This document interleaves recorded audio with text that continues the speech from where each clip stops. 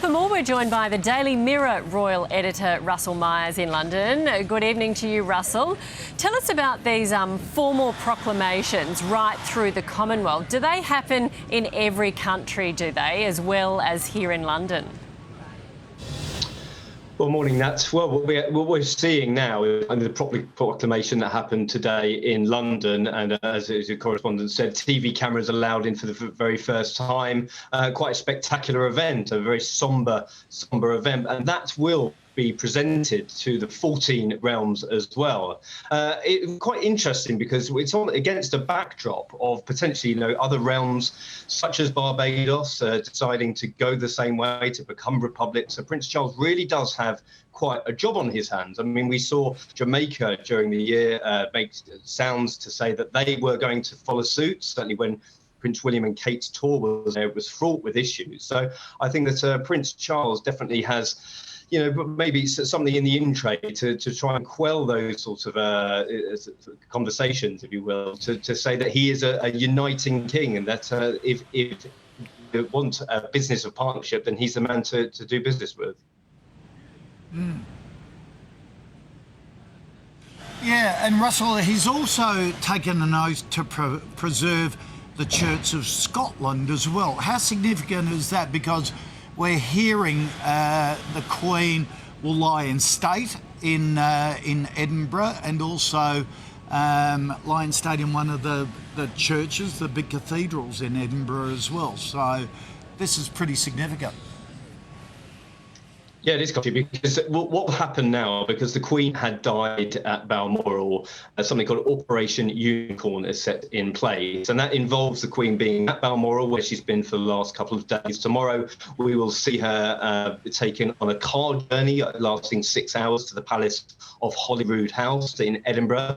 There she will lie in rest for a further 24 hours to allow members of staff to pay tribute to her, their last solemn respects, and then she will be moved again to the St Giles Cathedral. And the reason why that is significant is because not only in Scotland, not only in Edinburgh, but it allows members of the public to also pay their respects. And I think, especially at a fraught time of the Union, discussions about whether there will be another independence referendum in Scotland, I think that the Queen would have definitely thought that that was one of her last unifying messages, if you will. So it'll be interesting to see if the Scots do come out. I mean, there has been a huge outpouring of emotion for the Queen since her passing. And certainly, again, Prince Charles has often spoken about how he is a defender of the faiths, not just the faith. And again, signing that proclamation today to the Church of Scotland is a hugely significant act, and one I think that we will be talking about for quite a long while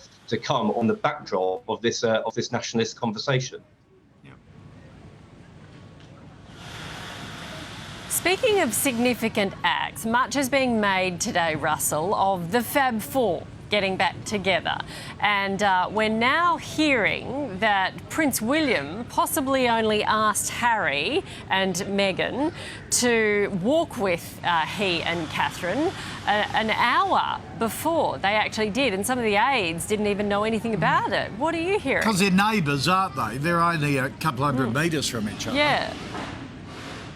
Well, indeed, you're totally right. I mean, they've been completely apart in their relationship. I mean, it's well documented and discussed the rift that's been going on between them. That Harry and Meghan have been sort of railing against the royal family about their treatment when they were over in the UK and as working royals. And then since then, because the Prince and Princess of Wales have since moved to Windsor with their family. They've been living literally about a mile apart. My understanding is that since there's been a lot of moving parts, of course, over the last few days, a lot of emotion as well. And I mean, Harry travelled separately. That was his decision to travel separately to Balmoral when the Queen had just passed away. And it was his decision to also leave as well. And there was an awful lot of discussion about why he would have left, just arriving 12 hours before. But this is definitely being seen as a sort of a unifying message. Again, people I spoke to today told me that it was the Prince of Wales's decision. It was actually William's decision to pick up the phone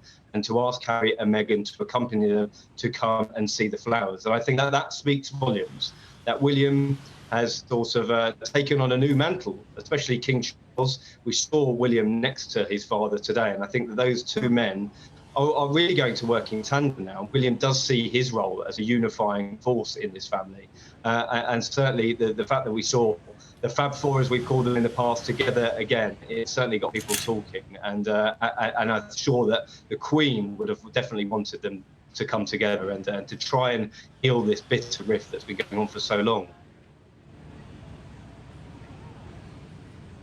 Yeah, that was really good. That's big, and that picture and that footage is being, spun right around the world today, isn't it? Yeah. It is an absolutely huge story. Russell, thank you very much for your time today.